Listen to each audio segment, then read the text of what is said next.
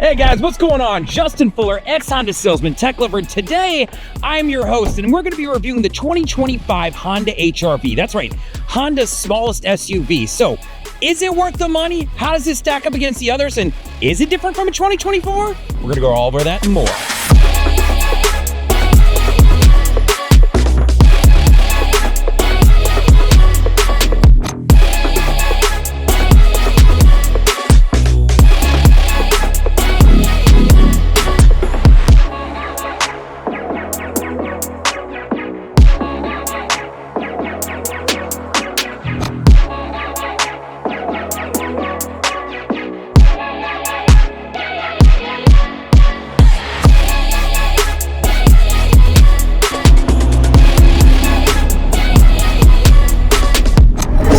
Front of this vehicle, you've got a 2-liter engine putting out 158 horsepower. I want to throw something up on the screen so you can see how does that 158 horsepower stack up against other makes and models out in the world. While it's up behind you, their 24 is the exact same, and if you were to jump up to the big sister CRV, you'd be looking at 190 horsepower, right? Now, related to MPGs, this car gets 26 in the city and 32 on the highway. So I want to throw something up on the screen so you can see how does this vehicle stack up against other makes and models. While it's up, I'll just remind you, if you jump to the all-wheel drive, you'd be looking at 25 in the city and 30 on the highway. So understand there are some differences there. Or if you went up to its big sister, the CRV, I believe you're looking at 28 in the city and like 34 on the highway. So pretty decent gas mileage for a larger and heavier vehicle.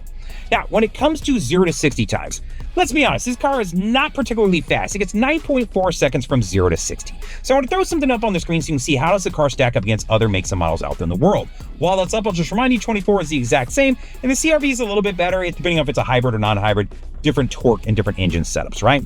Now, when it comes to front row leg space, this car has 41.9 inches of leg space in the front of this vehicle. It is quite a bit. I could have been 6'5" and still fit in this car. I want to throw something up on the screen so you can see how does the 41.9 inches stack up against other makes and models out in the world. While it's up, I'll remind you 24 is the exact same, and I'll remind you that if you were in a CRV, it's actually 41.3, which is 0.6 inches less than the HRV. Now, when you jump into the second row, you then have 37.7 inches of leg space in this vehicle. I want to throw something up on the screen so you can see how that stacks up against other makes and models out in the world. While it's up, I'll remind you, it's usable space. I'm 6 foot 250. I fit in the second row just fine with a little bit of extra space with the seats pushed all the way back. So very usable. 24, the exact same leg space. And if you went into a Honda CRV, just for the sake of knowing, you'd be looking at roughly 41 inches. So roughly 3 to 4 inches larger. Now, when it comes to cargo space, let's talk about that. So with the seats flipped up, if I'm going from the flipped up seat to the back, you're looking at 24.4 cubic feet of cargo space in the back of this vehicle. It's usable. You could throw some bags back in there if you're an active person, have your dog back there if it's a smaller dog, I'll say, and be just fine. But I want to throw something up on the screen so you can see how does it stack up against other makes and models out in the world. While it's up, I remind you, of course, 24, the exact same. And if you went from a HRV to a CRV, that 24.4 would then jump up to, I believe, 39.2. So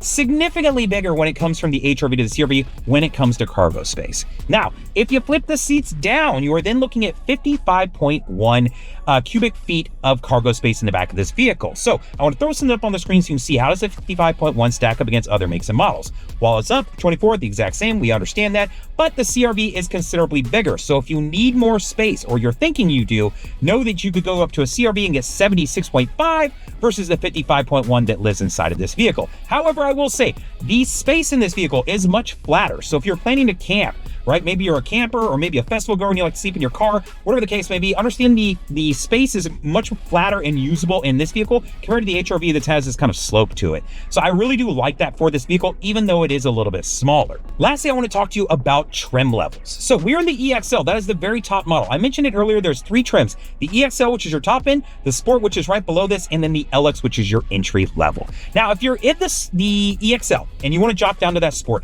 I want to show you a list of items that you'd be giving up, but I also want you to understand how much money you're going to save. I want to say it's roughly $2,000, but maybe you don't need every single thing that lives inside this vehicle. Now, if you're in the EXL and you're thinking, I want to skip the Sport and jump all the way down to the base model, that's kind of a wild thought, but maybe you need to do it.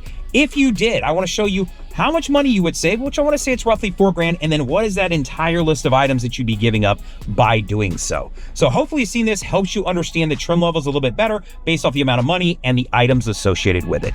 Lastly, I just want to ask you for a couple favors. One, I hope you'll press the like because you like the way I'm presenting the content. Two, I hope you leave a comment if you have a question, a comment, or concern, or you just want to give me some positive feedback. I could always use it, right? Stroke the ego just a little bit. It makes me feel good. Third, I hope you'll subscribe to the channel so when I produce content like this, you'll receive it. And then four, I hope you'll share the video.